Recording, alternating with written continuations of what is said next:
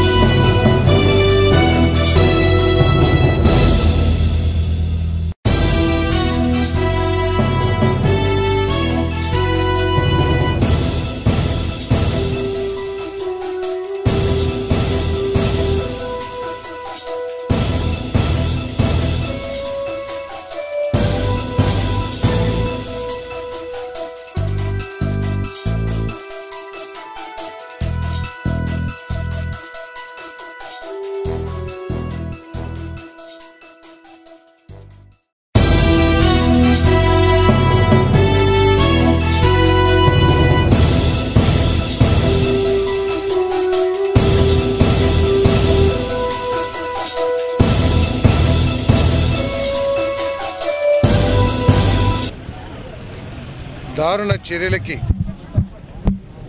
ప్రతీకారంగా ఉగ్రవాదాన్ని అణగదొక్కేయాలని, అధపాతాలకు తొక్కేయాలని మన దేశం చేపట్టిన ఆపరేషన్ సింధూర్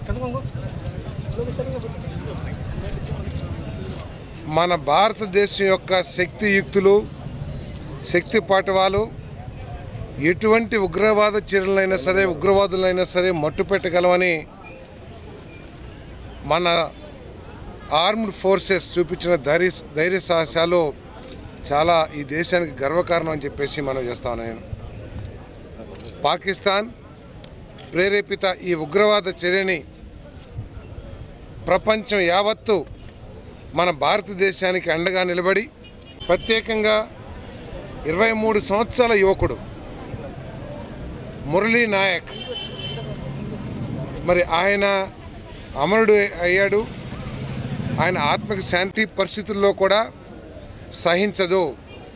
భారతదేశం మీద ఎవరు దుష్ట ఆలోచనలతో దాడి చేసిన భారత పౌరులకి ఎటువంటి నష్టం కలిగించినా కూడా మరి భారతదేశ సైనిక చర్యలు తీవ్రంగా ఉంటాయనేది మరి మన ఆపరేషన్ సింధూర్ ద్వారా